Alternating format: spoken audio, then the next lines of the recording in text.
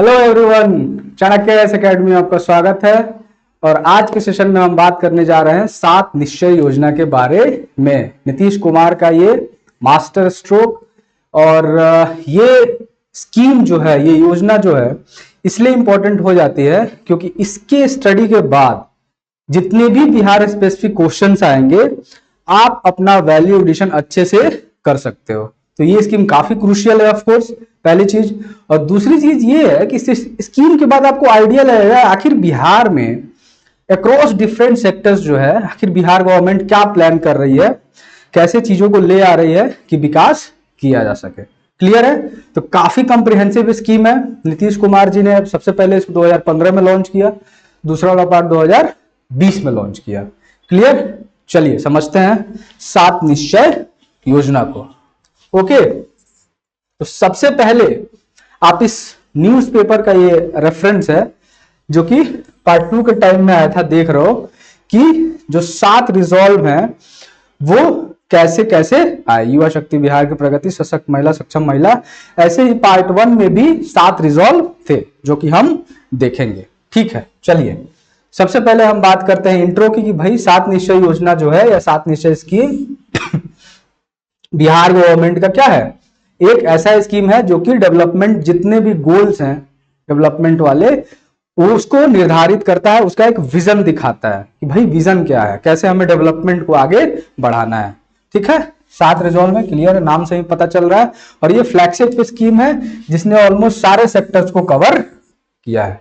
Clear, समझ में आ गया? चलो अब बात करते हैं कि आप इसमें अगर 7 निश्चय के रिगार्डिंग तो डायरेक्ट क्वेश्चन ऑब्वियसली मतलब कम चांस है कि पूछेगा, लेकिन फिर भी मैंने एक स्ट्रक्चर वे में डाला है कि मेन क्या इसके कंटेंट हैं। तो बात करेंगे कि 2015 में नीतीश कुमार जी ने इसको लॉन्च किया। उनका विजन था कि भाई कैसे डेवलपमेंट वर्क होगा, ठीक है ना, गोल्स क्या क्या होंगे, कौन कौन सी स्कीम्स हम डिफरेंट सेक्टर में इंट्रोड्यूस करेंगे। क्लियर? सॉरी, जो स्कीम है या इलेक्शन के पहले अनाउंस किया गया ताकि सिटीजन को भी एक तरह से काइंड ऑफ मिनी मैनिफेस्टो मिले कि भाई ये गवर्नमेंट जो है आखिर क्या करने वाली है अगले कुछ सालों में। क्लियर है? तो नीतीश कुमार जी इसको 2015 में मेनली इलेक्शन के टाइम में लेकर के आए थे कि भाई वो गवर्नमेंट का विजन ये रहेगा। ठीक, अब पहला जो पार्ट 1 था, इसका पहला क्या था, आर्थिक हल युवाओं को बल। ठीक है, इसके तहत जो है स्टूडेंट क्रेडिट कार्ड स्कीम, मुख्यमंत्री निश्चय स्वयं सहायता भत्ता योजना। इसमें क्या किया गया था कि जो भी 25 ईयर के अराउंड तक स्टूडेंट्स थे जो जॉब की तलाश में थे, ठीक है, उनको पर मंथ जो है 1000 रुपए का भत्ता दिया जाएगा अगर उनको जॉब नहीं मिलता है 2 साल तक। क्लियर?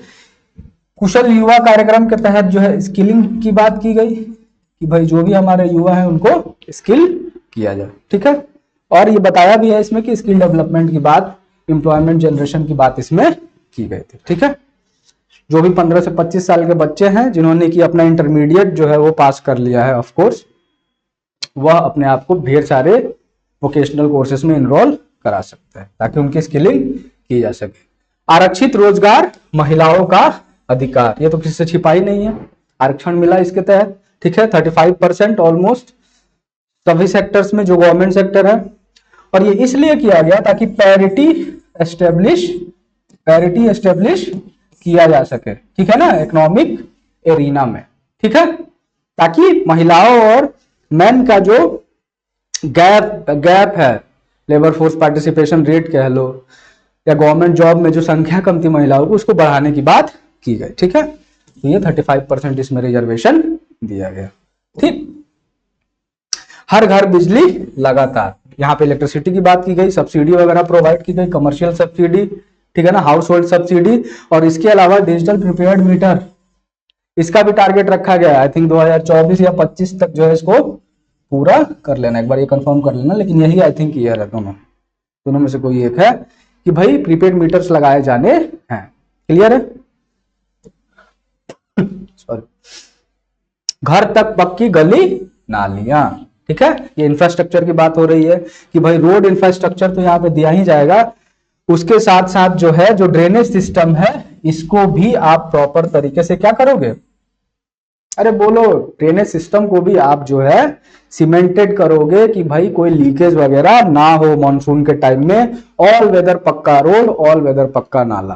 क्लियर? चलो, इसके बाद से अगला रिजॉल्व क्या था? शौचालय निर्माण घर का सम्मान। और ये एक तरह से किसको कॉम्प्लीमेंट कर रहा था? अरे बोलो, स्वच्छ भारत अभियान। ठीक है, समझ में आ रहा है? स्वच्छ भारत अभियान को कॉम्प्लीमेंट कर रहा था। इसके 1.72 लाख करोड़ के क्या किए गए? टॉयलेट्स प्लान किए गए। बिहेवियरल चेंज भी इसमें इनिशिएट कराया गया, अवेयरनेस ड्राइव फैला करके कि भाई बाहर में शौच मत कीजिए, कृपया शौचालय बनवाइए। महिलाओं बेटियों की मतलब ऑब्वियसली उनकी इज्जत के लिए, उनके मान के लिए और सैनिटेशन के लिए, सफाई के लिए। ठीक है, क्लियर? चलो, अगला है क्या है? अवसर बढ़े आगे बढ़े। ठीक है, इसमें क्या किया गया है कि भाई एजुकेशन जो है उस पर काफी ज्यादा फोकस किया है और मेनली प्राइमरी सेक्टर में देखा गया। जो प्राइमरी एजुकेशन है वहां पे तो हम ठीक थे, लेकिन हायर एजुकेशन फैसिलिटीज हमारे स्टेट में काफी कम थी, जिसके चलते स्टूडेंट दूसरे शहर में माइग्रेट कर रहे थे। तो इसी के तहत ये बोला गया कि हर एक डिस्ट्रिक्ट में, सभी डिस्ट्रिक्ट में, एवरी डिस्ट्रिक्ट में मेडिकल और इंजीनियरिंग कॉलेज, ठीक है ना, मधेपुरा या फिर और भी आप नए नए डिस्ट्रिक्ट में देखोगे कि यहाँ पे मेडिकल कॉलेज, इंजीनियरिंग कॉलेज इसी स्कीम के तहत खोले गए हैं। ठीक है, इंफ्रास्ट्रक्चर, हायर एजुकेशन का इंफ्रास्ट्रक्चर को जो है यहाँ पे फोकस किया गया। क्लियर है? चलो, युवा शक्ति बिहार की प्रगति, ये आ गया आपका पार्ट 2, जो मैं वहां पे न्यूज़पेपर का रेफरेंस दिखा रहा था। इसमें स्टूडेंट क्रेडिट कार्ड योजना ये लाया गया है। इसके अलावा हायर एजुकेशन के लिए बात की गई है, कंप्यूटर ट्रेनिंग की बात की गई है, ठीक है ना, स्किल और बिहेवियरल ट्रेनिंग की बात की गई है। टूल किट वगैरह जो है सारे प्रमंडल में खोले जाएंगे। आप इसको देखो यहाँ पे, तो क्या है भाई, युवा शक्ति बिहार की प्रगति में क्या है? संस्थानों में गुणवत्ता को बढ़ाया जाएगा, आईटीआई और पॉलिटेक्निक को सेंटर ऑफ एक्सीलेंस बना करके वो स्किलिंग करेंगे, ये बात की गई। इसके अलावा 5 लाख तक का अनुदान मिलेगा। ठीक है, किस लिए? कि कोई भी जो है स्किलिंग ले करके अपना कुछ ऐसा व्यवसाय के लिए या फिर क्या कर रहा है, सरकार से मदद ले सकता है, एक नई परियोजना या नया व्यवसाय, नया बिजनेस स्टार्ट करना चाह रहा है तो ठीक है, 1% का मात्र ब्याज लगेगा। ये देखो अब किया गया। इसके में मेगा स्किल सेंटर खोला गया है। क्लियर है? और टूल रूम जो है हर प्रमंडल में खोला गया है। एंटरप्रेन्योरशिप को जो है बढ़ावा दिया गया, उसके लिए एक विभाग बनाया गया, स्किल डेवलपमेंट एंटरप्रेन्योरशिप को बढ़ावा देने के लिए। तो ये सारी चीजें हैं। ठीक, अब फिर से बात करते हैं कि भाई अगला आपका जो पार्ट 2 आया उसमें क्या सेक्शन था? सशक्त महिला, सक्षम महिला। उस समय तो रोजगार हमने दे दिया, उसके आगे वाला स्टेज क्या है कि भाई अब इंपावरमेंट भी किया जाए। तो भाई इंपावरमेंट कैसे होगा? रोजगार से। रोजगार के लिए आप क्या करोगे कि रोजगार आपने रिजर्वेशन के थ्रू दिया, फिर बिजनेस में उनको आगे बढ़ाओ। तो इंटरप्राइजिंग स्किल में जिसमें कि वुमेन इन्वॉल्व है, ऑलमोस्ट इंटरेस्ट फ्री लोन जो है 50% के तहत दिया गया। महिला उद्यमिता योजना नाम कर से एक स्कीम है। इसके अलावा जो ग्रेजुएशन करेंगी लड़कियां उनको 25,000, और जो भी एजुकेशन अपना कंप्लीट करेंगी 50,000 सॉरी ग्रेजुएशन वाले को, और 25,000 रुपए जो है वो 12th जो पास करेंगी उनको दिया जाएगा। क्लियर है? ठीक है, इसके तहत आप इस स्लाइड में आ सकते हो फिर से, और यहां पे देख सकते हो कि भाई जो महिलाएं हैं ये सभी चीजें दी गई हैं। ठीक है, इसमें जो है वही मैं बता रहा था कि 50% का इंटरेस्ट फ्री ऑफकोर्स ब्याज मिलेगा। ठीक है ना, मतलब वो सब्सिडी हो जाएगी, और जो 5 लाख रुपए और होंगे उस पर कुछ इंटरेस्ट पे उनको पैसा दिया जाएगा। ठीक है ना। अब जो है, और वो 50,000 वाला और 25,000 वाला तो डेटा आपको मैंने बताया ही। क्लियर? अब बात करते हैं अगले रिजोल्यूशन की। क्या है भाई अगला वाला? अगला वाला देखो ध्यान से, महिला हो गया। अब जो है सिंचाई की बारी है। इस देखोगे इसको तो ये प्रधानमंत्री जो सिंचाई योजना आई थी इसको कॉम्प्लीमेंट कर रही है। ठीक है, इसमें क्या किया गया कि अगले 5 साल में वाटर की अवेलेबिलिटी जो है बढ़ाई जाएगी इरिगेशन के लिए। ठीक है, जितने भी हमारे खेत हैं, और ये पीएम कृषि सिंचाई योजना के तहत इसको किया जाएगा। फिर से देखो आप, सभी बातें लिखी हुई हैं।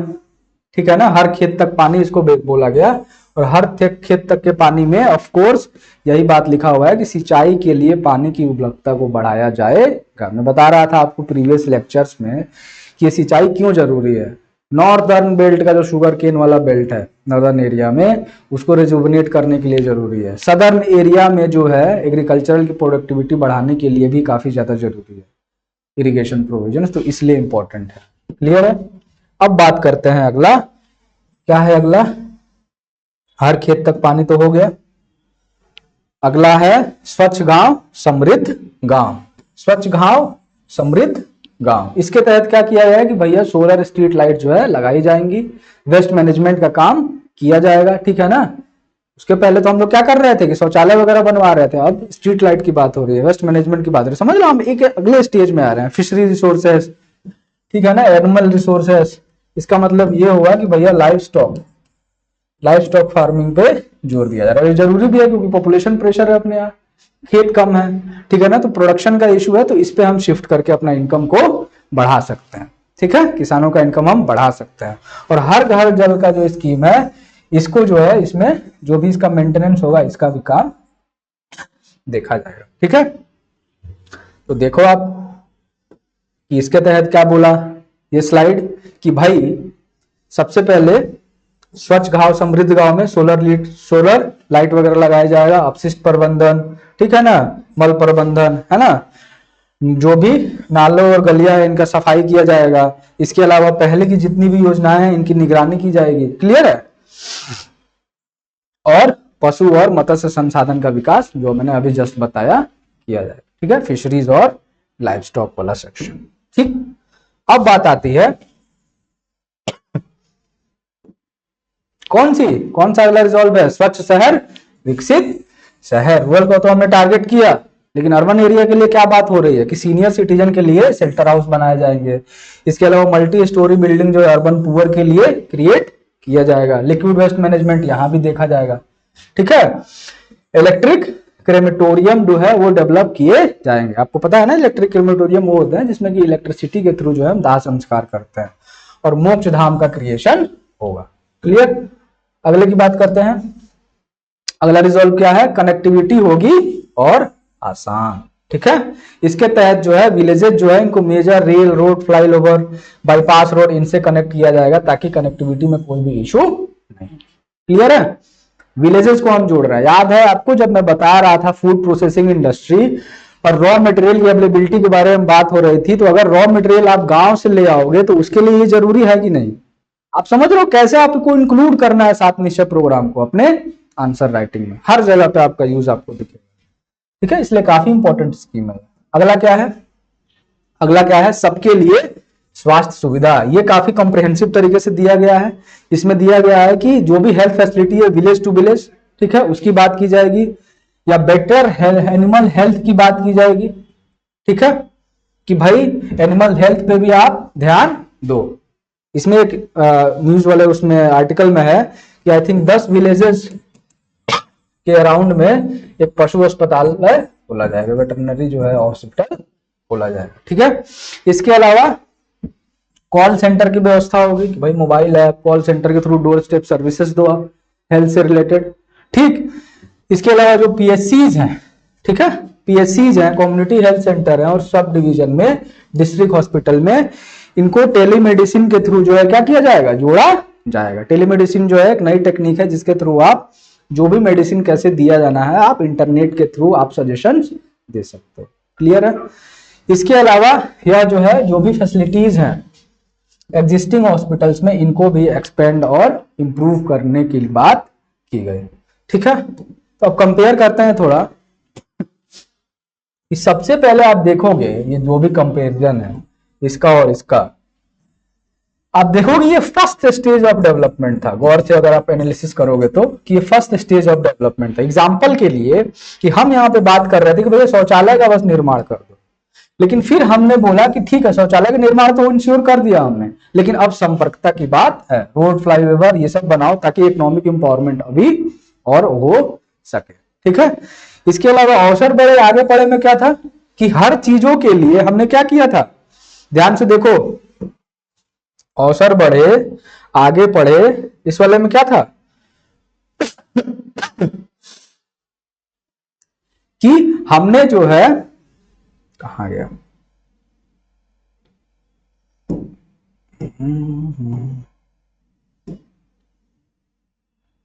और सर बड़े आगे पढ़े में हम हायर एजुकेशन फैसिलिटी को उस समय पे टारगेट कर रहे थे, क्योंकि प्राइमरी तो हमारा ठीक था, हमने ये माना, इंजीनियरिंग कॉलेज मेडिकल कॉलेज की बात किया, लेकिन यहां पे आप देखोगे कि ये वाले रिजॉल्व में हमने ये बोला कि भाई अब स्वास्थ्य सुविधा की भी बात की जाए। ठीक है, हमने एजुकेशन को टारगेट कर लिया है, दूसरा मेजर इश्यू क्या है, हेल्थ है।